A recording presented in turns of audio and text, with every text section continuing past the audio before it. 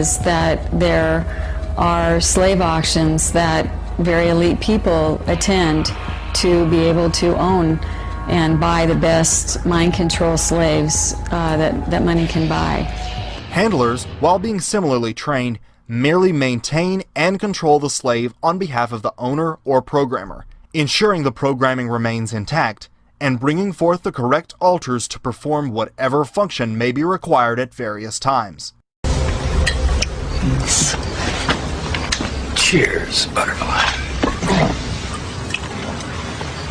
The woods are lovely, dark, and deep, and I have promises to keep and miles to go before I sleep. Did you hear me, butterfly?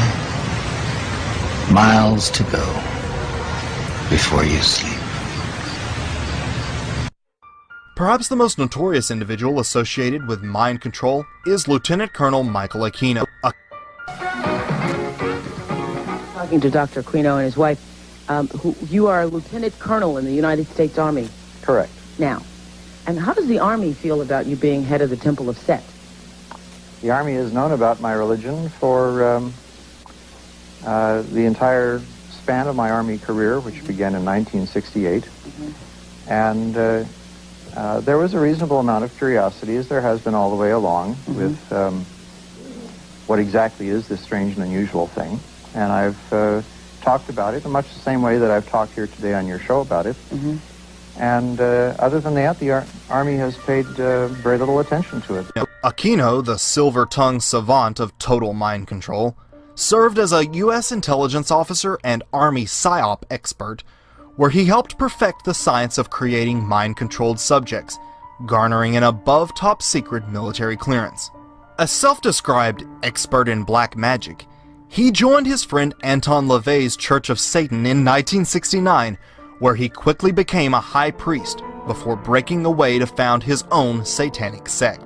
Although having been implicated by multiple alleged trauma-based mind control victims who recall his bizarre appearance and horrendous abuse, he was never criminally charged.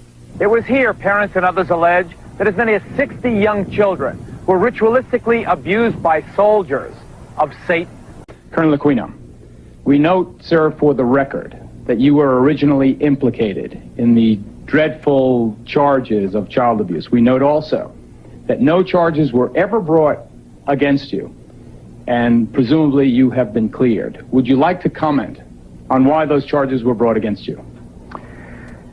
Well, the entire time that the so-called child molestation scandal was occurring at the Presidio, the time period when these terrible events were supposedly taking place, I was assigned to the National Defense University in Washington, D.C., and my wife was out there living with me. But is it not a fact that a 3.5-year-old girl identified you as the alleged perpetrator of molestation? No, as a matter of fact, it is not the case. An accusation was made by her stepfather, who is an Army chaplain, speaking on behalf of this child.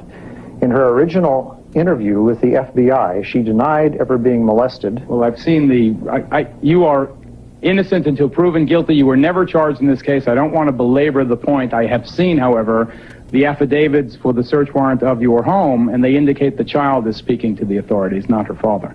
This was after she had been subjected to therapy.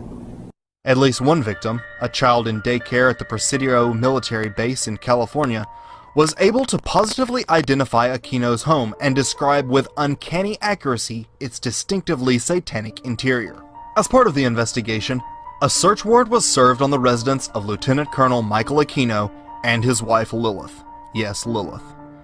As a result of that search, numerous videotapes, photographs, photo albums, photographic negatives, cassette tapes, and address books were confiscated. Most disturbingly, also observed during the search was what appeared to be a soundproof room. However, Aquino nor his wife ever faced charges relating to those allegations. In her riveting autobiographical book, Transformation of America, trauma-based mind control victim Kathy O'Brien names Aquino as one of her primary abusers. O'Brien even claims Aquino made a how-to video using her educating military officials in the skills needed to program slaves, entitled How to Divide a Personality and How to Create a Sex Slave. I know that some of my perpetrators were actually known Satanists, and some of them were not. I know that Sammy Davis Jr. actually painted his little fingernail with red nail polish and was actually part of a satanic group.